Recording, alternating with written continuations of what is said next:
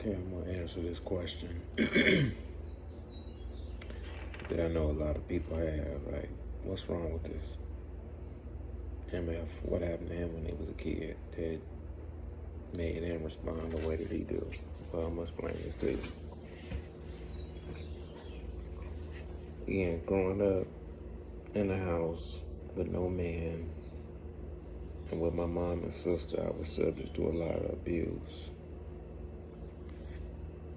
Given the fact there was no man around, I began to study other men, which I believe was just a natural part of my development as a young man. So the men that were in my orbit physically, I watched them. And there was some other men on TV that I watched. James Amos, Red Fox, Carol O'Connor, Larry Hagman, and Sherman Hemsley. So studying Fred Sanford, James Evans, Archie Bunker, George Jefferson's, and the infamous J.R. Ewing, I began to pick up little mannerisms which caused my mom to beat my ass more. But there was one particular incident that turned my life upside down. And to this day, I seek answers, but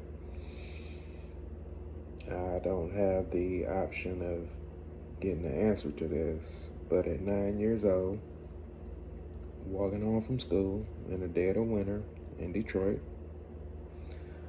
I was robbed for a pair of gym shoes that my mama bought by a grown man who again put a gun about an inch away from my forehead and ordered me to check it in, which was street lingo for you being robbed. So at 9 years old, I knew what that meant and I knew what to do. So I kicked the shoes off, walked home in the dead of winter, ground covered in snow. I informed my mom what happened.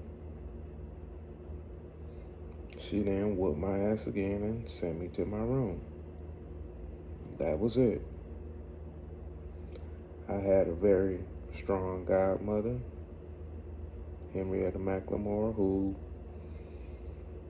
I would ask questions that I knew I couldn't ask my mom. So I asked her what was wrong and what had occurred. And she began to read certain scriptures from the Bible to me. And in turn, I started to look for ways to get away from my mom.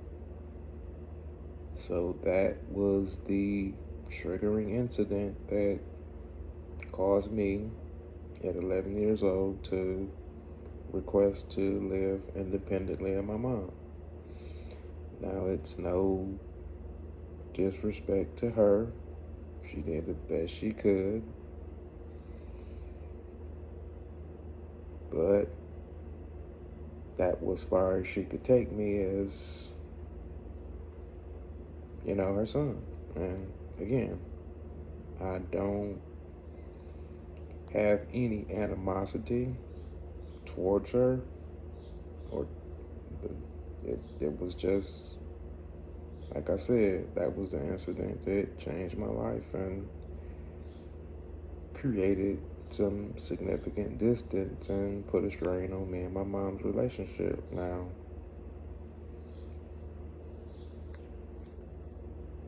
you tell me what you would have done.